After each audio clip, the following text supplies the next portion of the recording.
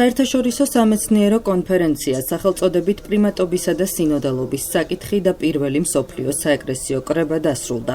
ღონისძიება თბილისის საკრებულოში უწმინდესისა და უნეტარესის სრულიად საქართველოს კათოლიკოს პატრიარქის, ცხეთა თბილისის მთავარეპისკოპოსის, ბიჭვინთისა და ცხუმ აფხაზეთის მიტროპოლიტის ილია მეორის ლოცვა-კურთხევით საქართველოს საპატრიარქოსა და თბილისის სასულიერო აკადემიისა და სემინარიის ორგანიზებით 2 დღის განმავლობაში მიმდინარეობდა. კონფერენცია ნიკეის პირველი მსოფლიო საეკლესიო კრების 1700 წლის თავს მიეძღვნა. ღონისძიების მეორე დღეს სამუშაო სხდომა თბილისის სასულიერო აკადემიისა და სემინარიის რექტორმა, თეოლოგიის, ფილოლოგიისა და პოლიტიკის მეცნიერებათა დოქტორმა, პროფესორმა, საქართველოს მართლმადიდებელი ეკლესიის პროტოპრესვიტერმა გიორგი ზვიადაძემ გახსნა. სხდომას თბილისის სასულიერო აკადემიისა და სემინარიის სადისერტაციო საბჭოს სწავლული მდივანი, გელათის მეცნიერებათა აკადემიის აკადემიკოსი, თეოლოგიისა და ფილოლოგიის მეცნიერებათა დოქტორი, პროფესორი დეკანოზი ბიძინა გუნია ხელმძღვანელობდა. კონფერენციაზე მოხსენებებით წარდგნენ მანგლისისა და თეთრი წყაროს მიტროპოლიტი ანანია, სტოკჰოლმის წმინდა ეგნატე ღმერთშემოსილის სახელობის უნივერსიტეტის რექტორი, პროფესორი მიქაელ ჰიალმი, ამავე უნივერსიტეტის რექტორის ასისტენტი, პროფესორი მღვდელი სერაფიმ სმენსგარდი, თეოლოგიის მეცნიერებათა დოქტორი, ბუდაპეშტის საპიენტიას უნივერსიტეტის პროფესორი, იღუმენი ისააკ ბაანი, თბილისის სასულიერო აკადემიისა და სემინარიის კანონიკური სამართლის კათედრის გამგე, თეოლოგიის მაგისტრი, დეკანოზი ლონგინოს სუარიშვილი და თბილისის სასულიერო აკადემიისა და სემინარიის კანონიკური სამართლის კათედრის პედაგოგი, თეოლოგიის მეცნიერებათა დოქტორი, დეკანოზი ალექსი ქშუტაშვილი. ნიკეის მსოფლიო კრებაში მონაწილე პიტიუნტის საეპისკოპოსო კათედრა და საქართველოს ეკლესიის ჩამოყალიბება.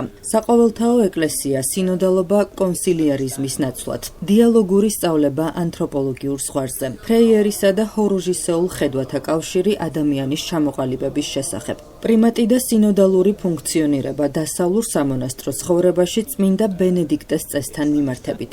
სინოდალობა და პრიმატი ეკუმენურ და ტოპიკურ ადგილობრივ დონეზე. საქართველოს მართლმადიდებელი ეკლესიის 1995 წლის გაფართოებული საეკლესიო კრება და მასზე მიღებული დოგმატურ-კანონიკური სწავლებები. ეს იმ საკითხების ჩამონათვალია, რომლებზეც კონფერენციის მონაწილეებმა მოხსენებები წარმოადგინეს. სხდომის დასასრულს კონფერენციის მუშაობა შეაჯამა თბილისის სასულიერო აკადემიისა და სემინარიის რექტორმა, პროტოპრესვიტერმა გიორგი ზვიადაძემ. მან გულითადი მადლობა გადაუხადა საერთაშორისო სამეცნიერო კონფერენციის მონაწილე ქართველ და უცხოელ მეცნიერებს მაღალ აკადემიურ დონეზე მომზადებული მოხსენებებისათვის და მათი ცალკე კრებულად გამოცემის აუცილებლობაზე ისაუბრა. პროტოპრესვიტერმა გიორგი ზვიადაძემ ყურადღება გაამახვილა სრულიად საქართველოს კათოლიკოს პატრიარქის ილია მეორის უდიდეს ღვაწლზე ქართული სახელმწიფოს, საქართველოს წმინდა ეკლესიის, ქართველი ხალხისა და მსოფლიო მართლმადიდებელი ეკლესიის წინაშე. მან ისაუბრა კათოლიკოს პატრიარქის განსაკუთრებულ დამსახურებაზე საქართველოში საღვთისმეტყველო განათლების აღორძინებისა და განვითარების მიმართულებით. კონფერენციას მოწვეული სტუმრის სტატუსით ესწრებოდა საბერძნეთის მართლმადიდებელი ეკლესიის ოფიციალური ჟურნალის თეოლოგია რედაქტორი ალექსანდროს კაციარასი. ღონისძიების დასასრულს თბილისის სასულიერო აკადემიის გუნდმა ლექსო გრამელაშვილის ხელმძღვანელობით საგალობლები შეასრულა. სამუშაო სხდომას სასულიერო პირები, მეცნიერები, პროფესორ-მასწავლებლები, სტუდენტები და სხვადასხვა სფეროს წარმომადგენლები ესწრებოდნენ. მოგეხსენებათ, რომ 325 წელს შედგა პირველი მსოფლიო კრება, ეს იყო ძალზედ იმპერატორმა კონსტანტინემ მოიწვია. იქამდე ქრისტიანობა იდევნებოდა, 313 წელს გამოსცა იმპერატორმა კონსტანტინემ ედიქტი მილანში, ქრისტიანობა ნებადართული სახელმწიფო სარწმუნება გახდა. 325 წელს შეიკრიბა მაშინდელი მსოფლიოს ეპისკოპოსობა, შეკრიბა იმპერატორმა კონსტანტინემ და მათ მიიღეს საზრდოშლოვანი კანონები, რაც თავარია მიიღეს სარწმუნოების მრწამსი, რაც ნიშნავდა ეკლესიის მთლიანობას, ეკლესიის ერთიანობას, სწორედ ამას ეძღვნება ამ დღეების შეკრებები, ძალზედ შეკრებები იყო. ჩვენი ამ კონფერენციის დიდი საერთაშორისო კონფერენციის შეიძლება ითქვას, რომ თვალი იყო მამა გიორგი ზვიადაძე, რომელიც ესე იგი ძალზედ იღწვის და შრომობს, რათა ჩვენი ეკლესია წარმოჩნდეს როგორც ღირსეულად, როგორც ეკადრება. ჩვენ ახლა გვიახლოვდება 1700 წლის თავი საქართველოს გაქრისტიანებიდან, ისა უდიდესი მოვლენა. ჩვენად ერთ-ერთი პირველი მსოფლიო ეკლესია არის უამრავი წყარო ამის შესახებ, მაგრამ სამწუხაროდ მსოფლიოში ნაკლებად არის ეს თქვათ ხაზგასმული, ნაკლებად არის ცნობილი. საჭირო არის ასეთი შეკრებები აუცილებლად. მით უმეტეს რომ აი განსაკუთრებით აი თქვათ ჩვენი დღევანდელი კონფერენცია, ამ დღეების კონფერენცია 325 წლის კრებაში მონაწილეობდა საქართველოსთან, შეიძლება თქვას ქართველი ეპისკოპოსები, ეს იყო ტრაპეზონტელი დომნუსი, ბიჭვინთელი, ანუ ესე სტრატოფილი და მათ ჩამოჰქონდათ ჩვენს ეპისკოპოსებს, რომელიც მონაწილეობდნენ სოფლიო კრებებში, ჩამოჰქონდათ სოფლიო კრებათა დადგენილებები, აცნობდნენ მას ხალხს და ჩვენი ერი მტკიცად იცავდა წმინდა მართლმადიდებელი სარწმუნოებას, ჯერ კიდევ ესე იგი პროკოფი კესარიელი მე-6 საუკუნეში ეს იყო დიდი მოღვაწე და ისტორიკოსი, რომელსაც მოვლილი ჰქონდა როგორც სამხედრო მოღვაწეს იმჟამინდელი მსოფლიო და წერდა რომ ესე იგი იბერი ხალხი ყველაზე მეტად მართლმადიდებელია მათ შორის, რომელსაც კი მე ვიცნობ და ეს კიდე იცნობდა სოფლიოს ყველა მართლმადიდებელი ერს, ასე რომ და შემდგომ საუკუნეებშიც მუდამ მიუთითებდნენ ესე იგი ჩვენი ეკლესიის მართლმადიდებლობის და სიწმინდის შესახებ და ალბათ ხაზს უსვამთ ჩვენ ამას, განსაკუთრებით მაშინ, როცა აფხაზეთში საეკლესიო სეპარატისტები გამოჩნდნენ და შეჭირა თეორიული საფუძვლების სიმართლის საერთაშორისო ასპარეზზე გასატანად. სრულიად საქართველოს კათოლიკოს პატრიარქის ილია მეორის ლოცვა კურთხევით დღეს დასრულდა ორდღიანი საერთაშორისო კონფერენცია, რომელიც მიეძღვნა ნიკეის მსოფლიო კრების 1700 წლის თავს.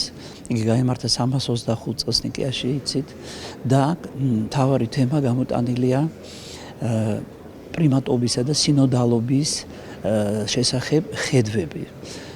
არაერთი საინტერესო მოხსენება იქნა წაკითხული და ფიქრობთ, რომ დამსწრე საზოგადოება ფრიად, ესე იგი, გაერკვევა ამ საკითხებში ხედვებს, როგორც მართლმადიდებლურს, ისე სხვა კონფესიების წარმომადგენლების. გამოსვლთა შორის მინდა აღვნიშნო განსაკუთრებით საქართველოს ეკლესიის წმინდა სინოდის უდეომთავრის მიტროპოლიტ ანანია ჯაფარიძის მოხსენება, რომელმაც ამ თემასთან დაკავშირებით ღრმა შინაარსის მოხსენება წარმოგვიდგინა.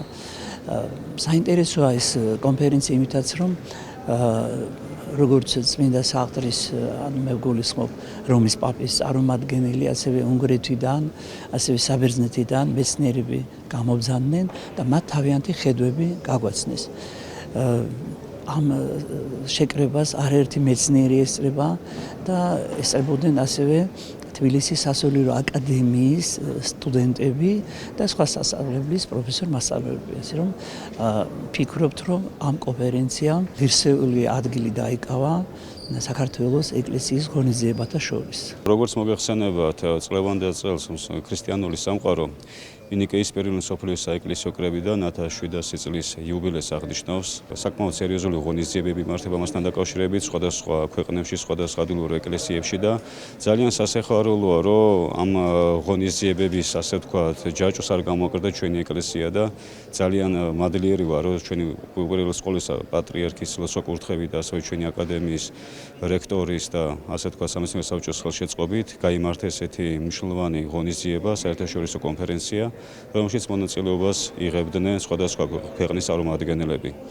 რაც შეეხება თვითონ თემატიკას, რომელიც ეხებოდა სინოდალობისა და პრიმატის საკითხს, ეს ძალიან მნიშვნელოვანი და პრაქტიკული საკითხი ეკლესიის ცხოვრებაში, რომელიც ყოველთვის არის აქტუალური. ეს არის რაღაც ისტორიული მოვლენა, რომელიც შეიძლება წარსულზე ვისაუბროთ. ეს ორგანულად არის დაკავშირებული არა მარტო ზოგადად ეკლესიის ცხოვრებასთან, არამედ თითოეული ქრისტიანის ცხოვრებასთან. ანუ ძალიან უკეთ რო შევაჯამოთ, რომ რას გულისხმობს ეს საკითხი და რა ის გათვალისწინებას ითხოვს, რომ ეკლესია გარეგნული ფორმით, რა თქმა უნდა, დაფუძნებული როგორც ორგანიზაცია, რომელსაც შეიძლება მათთვის სახელმწიფოში კანონის ძალით მინიჭებული აქვს რაღაცა სტატუსი, მაგრამ თვითონ ეკლესიისთვის მხოლოდ ეს არ არის საკმარისი. ეკლესია არის შეიძლება ითქვას სულიწმინდის მოქმედების ადგილი.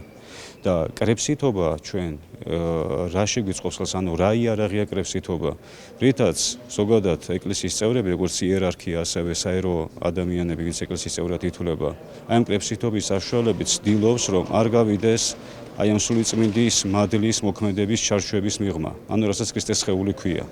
და ამ ხრივა მნიშვნელოვანი კრებსითობის და პრიმატობის სწორი ანალიზი, შეცნობა, გათვისება და მისი პრაქტიკაში გამოყენება. ძალიან კარგი მოხსენებები იქნა წაკითხული და ძალიან კარგ აქცენტებზე გაკეთდა ყურადღება. ფიქრობ, დღევანდელი მოხსენებები ძალიან ცოცხლად გამოეხმაურა მსოფლიოში არსებულ იმ სულიერ კრიზისებს, რაც მეტნაკლებად ყველა ქრისტიანულ ადგილობრივ ეკლესიაში არის და მე იმედი მაქვს, რომ კვლავაც მომავალში გაგრძელდება ესეთი აქტუალური ჩართულობა და მუშაობა ამ და სხვა მიმართულებით. ამ კონფერენციის მნიშვნელობა არის ძალიან დიდი, რა თქმა უნდა. პირველი მსოფლიო კრების მნიშვნელობა ყველასათვის არის ცნობილი. მაგრამ ის მნიშვნელობა პირველი მსოფლიო კრებისა წარსულში არ დარჩენილა. ის დღემდე აქტუალურია. და შესაბამისად ამ კრების აქტუალობაზე და პრობლემატიკაზე ჩვენ დღესაც უნდა ვისაუბროთ. მისი აქტუალობა არასდროს არ დაიკარგება. ეს არის ერთი. მეორე, ეს კონფერენცია იყო საერთაშორისო. აქ შეიკრიბნენ არა მარტო ქართველი თეოლოგები, არამედ უცხოეთიდან ჩამოსული თეოლოგების და ეს არის მართლმადიდებელი თეოლოგების და არა მარტო მართლმადიდებელი თეოლოგების ურთიერთობა, ურთიერთგაცნობა, კომუნიკაცია, რაც რა თქმა უნდა გაამდიდრებს როგორც ქართული ეკლესიის თეოლოგიას და შესაბამისად უცხოელი თეოლოგები გაგვიცნობენ ჩვენ. და ამიტომ აი ამაში არის და აქ შეიკრიბა ძალიან ბევრი ხალხი თქვენ როგორც დაინახეთ და ამითი ხალხმა დაინახა, რომ ჩვენი ქართული თეოლოგია არის საკმაოდ ძლიერი და არის კავშირში მსოფლიო მართლმადიდებელი ეკლესიის თეოლოგიასთან.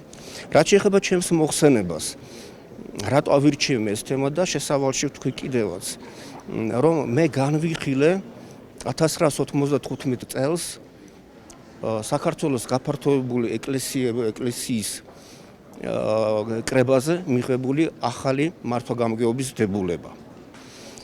და მასში გამოხატული მართლმადიდებელი ეკლესიის დოგმატური კანონიკური პრინციპები, რომლებზეც არის დაფუძნებული ჩვენი ეკლესიის მართვა-გამგეობა.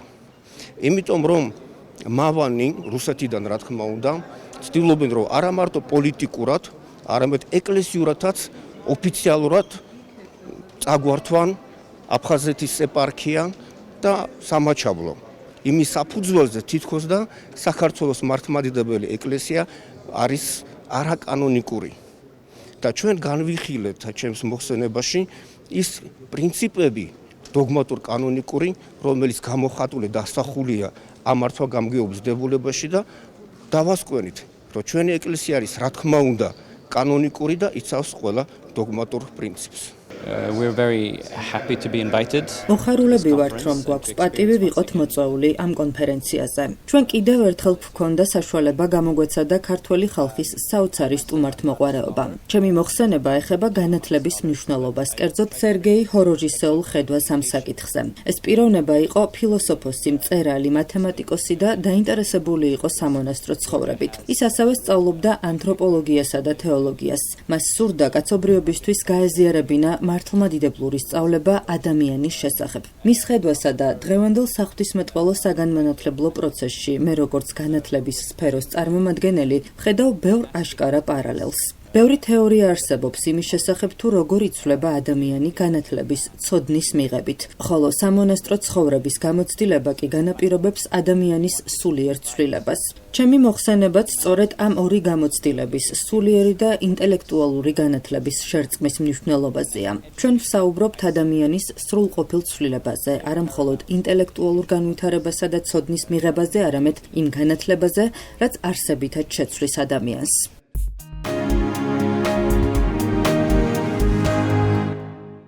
გენერალ გიორგი მაზნიაშვილის სახელობის ახალგაზრდული ლეგიონის თბილისის საბაზისო მომზადების კურსი დასრულდა. დასკვნითი ღონისძიება და დაჯილდოების ცერემონია 1 ივნისს ქრწანისის რაიონში 300 არაგველის სახელობის ბაღში გაიმართა. ღონისძიების მონაწილეებს სიტყვით მიმართა საპატრიარქოს საზოგადოებასთან ურთიერთობის სამსახურის ხელმძღვანელის მოადგილემ დეკანოზმა გურამ ჭარელაშვილმა. სასულიერო პირმა ლეგიონის წევრებს ქართველთა განმანათლებლისა და მოციქულთა სწორის წმინდა ნინოს ხსენების დღე მიულოცა და რეკრუტებს წარმატებები უსურვა. აღსანიშნავია, რომ საქართველოს საპატრიარქოს საზოგადოებასთან ურთიერთობის სამსახური გენერალ გიორგი მაზნიაშვილის სახელობის ახალგაზრდულ ლეგიონთან ერთად არაერთ პროექტს ახორციელებს. ღონისძიებაზე სიტყვით გამოვიდნენ მაზნიაშვილის ლეგიონის დამფუძნებლები და რეკრუტები დააჯილდოვეს. როგორც შეხვედრაზე აღინიშნა, გენერალ გიორგი მაზნიაშვილის სახელობის ლეგიონის საქმიანობა და მათ ღონისძიებებში სხვადასხვა ორგანიზაციის ჩართულობა მიზნად ისახავს ახალგაზრდებში ეროვნულ-პატრიოტული სულისკვეთების გაღვივებასა და მოქალაქეობრივი პასუხისმგებლობის ამაღლებას. საბაზისო კურსი 10 კვირის განმავლობაში მიმდინარეობდა. სწავლება 10 საველე გასვლას და 40-ზე მეტ თეორიულ ლექციას მოიცავდა. მასში 300-ზე მეტი ახალგაზრდა მონაწილეობდა. სწავლებისას რეკრუტებმა მსუბუქი ქვეითის საბაზისო უნარ-ჩვევები შეისწავლეს. კურსის დასრულების შემდეგ მონაწილეებს საზეიმო ვითარებაში სერტიფიკატები გადაეცათ. შეგახსენებთ, რომ გენერალ გიორგი მაზნიაშვილის სახელობის ახალგაზრდული ლეგიონის სამხედრო სალაშქრო მომზადების საბაზისო კურსი წელიწადში 2-ჯერ ტარდება. სწავლება კი უფასოა. ღონისძიებას საქართველოს საპატრიარქოს საზოგადოებასთან ურთიერთობის სამსახურის წარმომადგენლები ესწრებოდნენ. მაზნიაშვილის ლეგიონი არის ორგანიზაცია, რომელიც აერთიანებს ახალგაზრდებს ეროვნული სულისკვეთების და სამშობლოს მსახურების კუთხით. ეს ჩვენთვის ძალიან მნიშვნელოვანია და ვფიქრობთ, რომ მათთან ჩვენი ურთიერთობა კიდევ უფრო გააღრმავებს მათი ღვთისა და ერის მსახურების სულისკვეთებას. როგორც იცით, ჩვენ უკვე დიდი ხანია თანამშრომლობთ და საკმაოდ შედეგიანი პროექტები განვახორციელეთ. მადლობ თითოეულ ახალგაზრდას, რომელიც ჩვენს ნდობას გვიცხადებს და ვფიქრობ, რომ ეკლესიის გამოცდილება ძალიან მნიშვნელოვანია თითოეული ადამიანისათვის, რომ მათი მსახურება ერისა თუ ქვეყნისა იყოს სრულყოფილიც, მეტად გაჯერებული სიყვარულით და ადამიანისა და ქვეყნის მსახურებით. კურსი ტარდება წელიწადში 2-ჯერ და დღევანდელ დღეს რეკრუტები, კურსანტები, რომლებმაც წარმატებით დაასრულეს აღნიშნული კურსი, გადაეცემათ ჩვენი სერტიფიკატები. ჩემთვის ცხოვრებაში ერთ-ერთი ყველაზე მნიშვნელოვანი ნაწილია ზოგადად ლეგიონში მოსვლა. ძალიან ბევრი რაიმე ვისწავლე და ალბათ ეს დღე ცხოვრების ბოლომდე ყველაზე მნიშვნელოვანი დღედ დავამახსოვრდება.